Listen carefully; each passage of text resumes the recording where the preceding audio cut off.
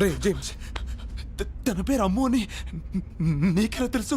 మా అమ్మ నాన్న తప్పించి నన్ను చెరి అని పిలిచేది అమ్ము మాత్రమే. ఈ డాలర్ కూడా తనే ఇచ్చింది. అంటే అంటే నువ్వు సూర్యనారాయణ గారి కొడుకువా?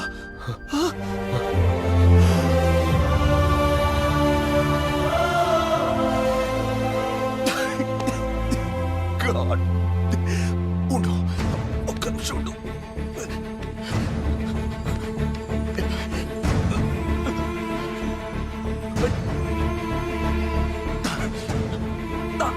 హలో నాన్న, రాజ్ ఎవరో కాదు, సూర్యనారాయణ గారి కొడుకు నాన్న.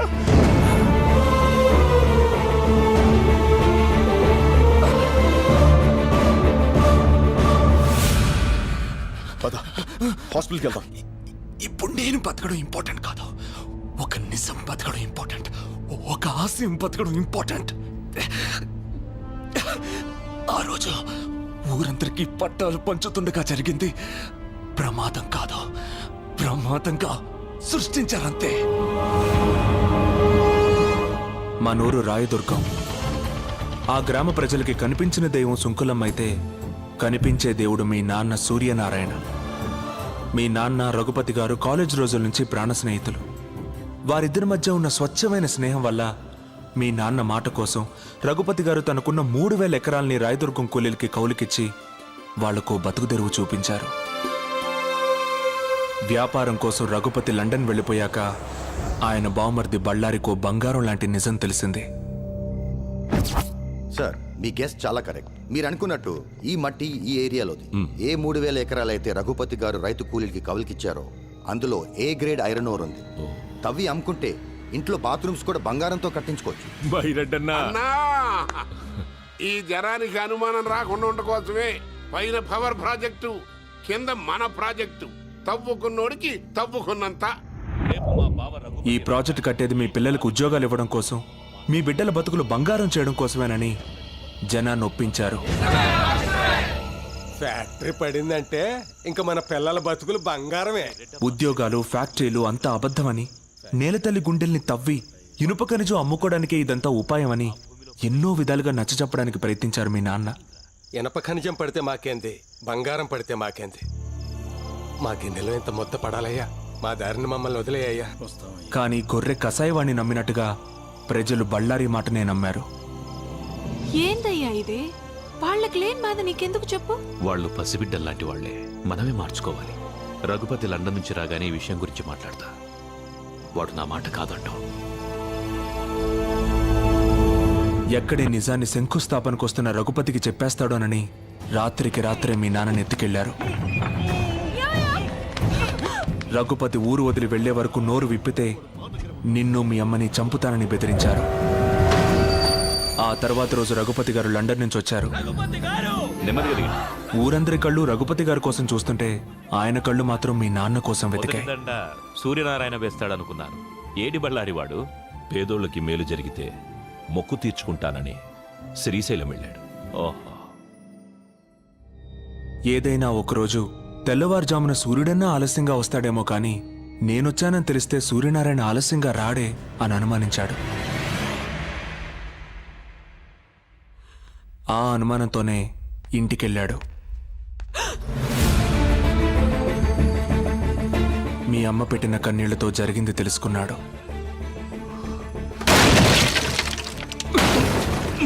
స్నేహితుణ్ణి కాపాడుకొని బళ్ళారికి బుద్ధి చెప్పాలనుకున్నాడు.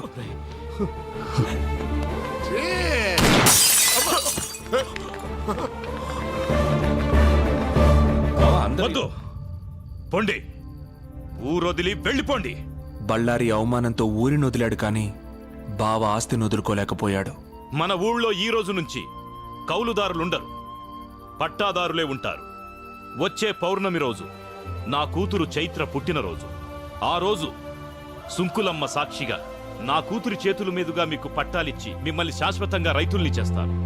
మీరు అనుకున్నట్టుగా కుటుంబానికి ప్రమాదం తలపెడితే యావదాస్తి ట్రస్ట్కి పోతుంది తప్ప మీకు దక్కదు. ఏ క్లాస్ గానే ఏదో ఒక బొక్క ఉంటుంది కదంటయ్యా, కాస్త ఎత్తుకు చూడు. ఒక్క అవకాశం ఉంది. రఘుపతి గారి తదనంతరం ఆస్తి ఆయన కూతురికి వెళ్తుంది. అవును. 18 సంవత్సరాలకి ఆ పిల్లకి మైనారిటీ తీరిపోతుంది. ఆ తర్వాత ఒకే ఒక్క సంతకంతో ఆస్తి అంతా మీ సొంతం అవుతుంది.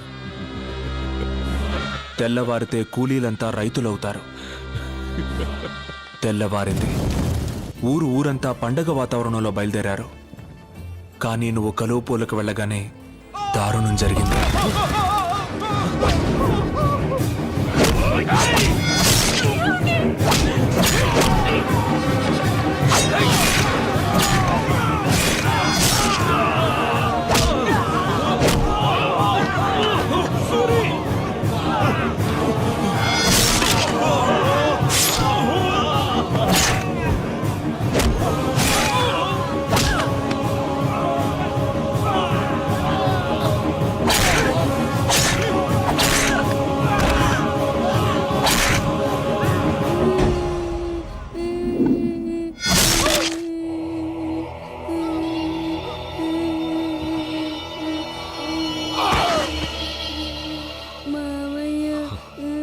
ఈ రోజు నుంచి నేను మావయ్యని కాదు, మీ నాన్నని. ఆస్తి కోసం అమ్ము నక్కును చేర్చుకుని తండ్రయ్యాడు బళ్ళారి. బతికిన వాళ్ళని బెదిరించి బాణాసంచా కాలుస్తుండగా ట్రాన్స్ఫార్మర్ పేలి ప్రమాదం జరిగిందని ఊరిని పోలీసుల్ని నమ్మించాడు. నీళ్లతో తడవాల్సిన నేల నెత్తురుతో తడిసింది. మట్టి కోసం పోరాడిన మీ నాన్న మట్టిలోనే కలిసిపోయాడు.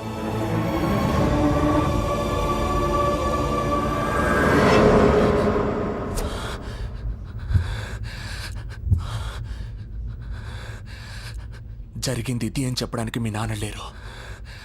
ఇప్పుడు అవకాశం నీకొచ్చింది. దేవుడు నన్ను ఎందుకు బతికించాడో ఇప్పుడు అర్థమైంది. ఇదిగో ఆ 3000 ఎకరాల దస్తావేజులు. వెళ్ళు, మీ నాన్న కోరిక నెరవేర్చు. జేమ్స్ హాస్పిటల్కి వెళ్దాం పదా.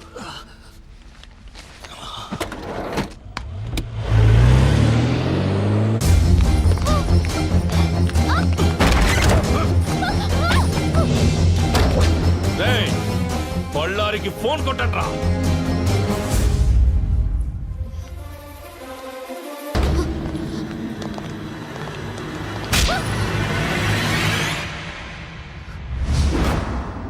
ఏంటే, నన్ను చూస్తే భయం వేయడం లేదా? నువ్వు నాన్నవి కాదని, మా నాన్నని చంపేసిన రాక్షసుడివని తెలియగానే భయం పోయింది.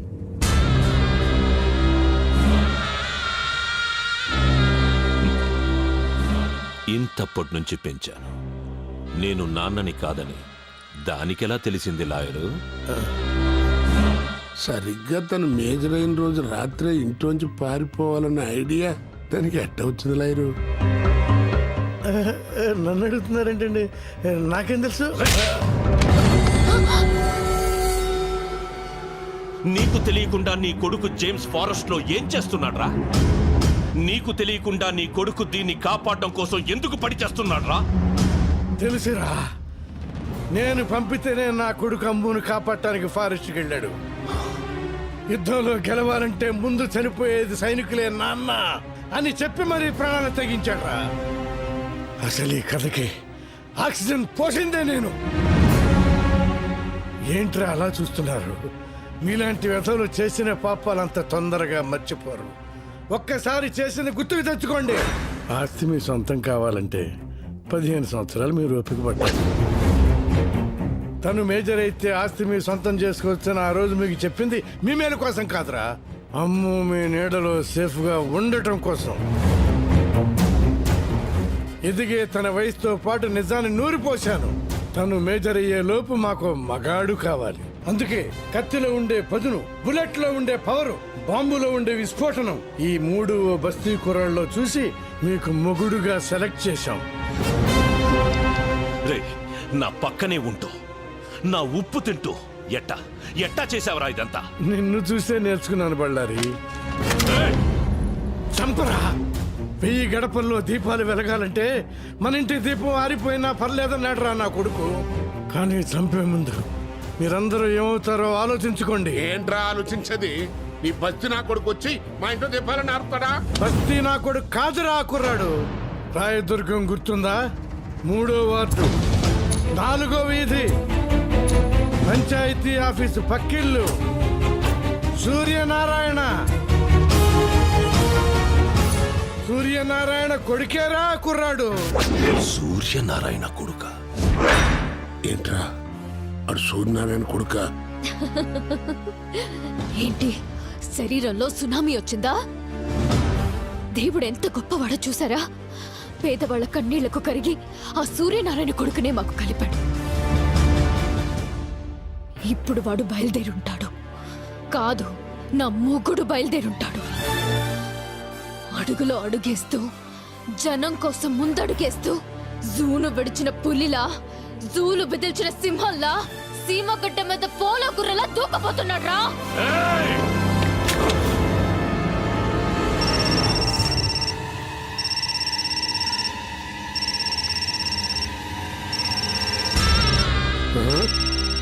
వీడి కొడుకు మాట్లాడరా? మాట్లాడో. ఇది వాడికి హ్యాండ్ ఓవర్ చేసిన డాక్యుమెంట్స్ తీసుకుని రాయదుర్గానికి రమ్మను. ఎక్కడి నుంచి అయితే వాడు తప్పించుకున్నాడో అక్కడే వాడిని ఫినిష్ చేస్తాం. లేకపోతే ఇది ఇక్కడే దచ్చది. మాట్లాడో, మాట్లాడో. హలో నాన్న, నేను అమ్ముని తీసుకుని రాయదుర్గం వస్తున్నా.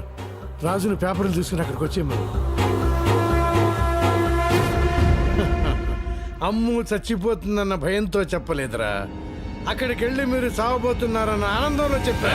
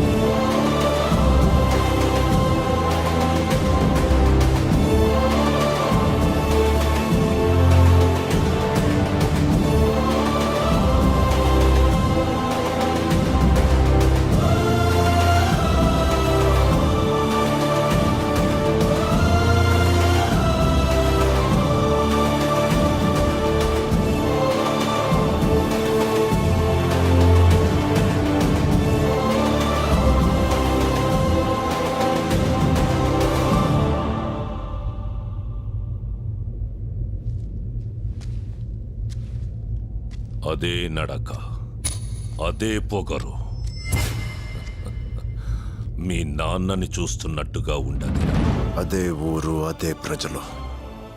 కానీ ఇప్పుడు ఇక్కడ జరగబోయేది చరిత్ర అవుతుంది. పిల్లకాకివి చరిత్ర రాసేంత వయసు కాదురా నీది. రాయ్ ముసలోడా, చరిత్ర రాయడానికి వయసుతో పని లేదు. ప్రజల అండుంటే చాలు. అది మాకు ఎప్పుడూ ఉంది. ఏం చూసుకుంటా నీకింత పొగరు? రేయ్, ఏదో చూసుకుని తొడలు కొట్టే టైప్ కాదురా నేను. ఇచ్చిన మాట ప్రకారం ఇవిగో దస్తావేజులు. అమ్ము ఎక్కడా? అమ్ము ఇక్కడ లేదు. ఎక్కడుందో ఇక్కడున్న అందరికీ తెలుసు. కానీ ఎవ్వడూ నోరు విప్పడు. అక్కడ చూడు.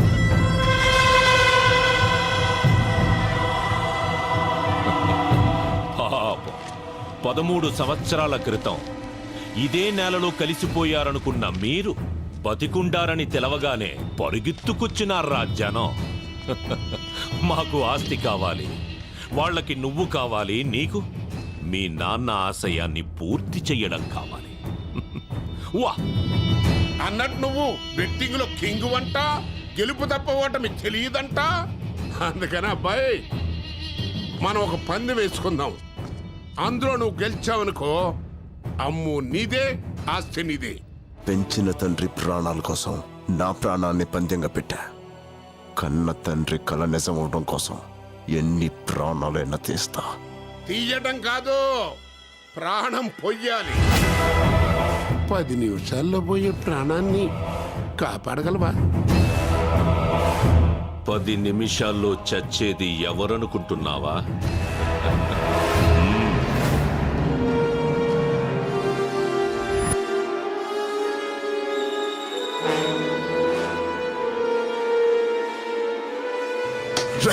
ఏయ్, అరవకు.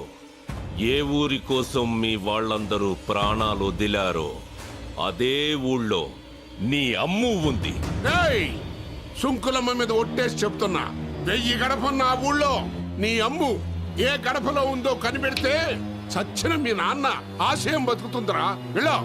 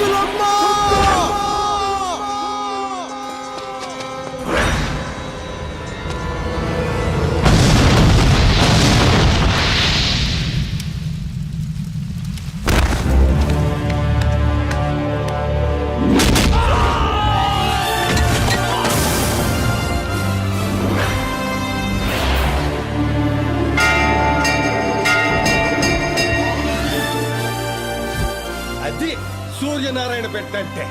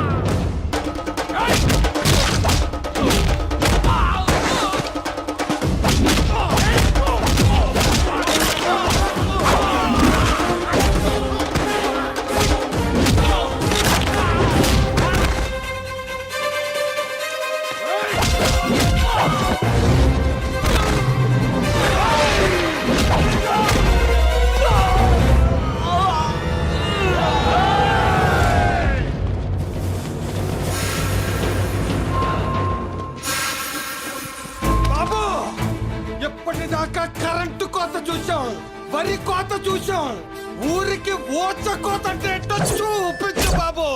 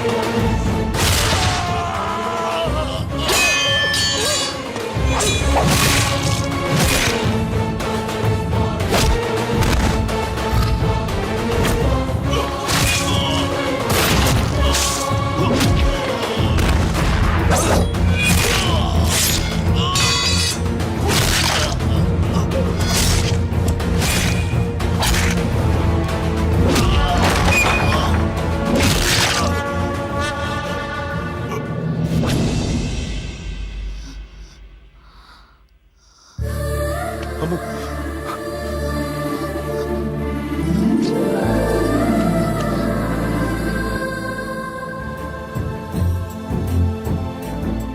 నీ చేతుల మీదుగా పట్టాలు పంచాలన్న మీ నాన్నగారి కోరిక ఎన్నాళ్ళకు నెరవేరింది. ఆ పెద్దవాళ్ళు ఇద్దరూ మీ కడుపున కవల పిల్లలై పుట్టాలమ్మా.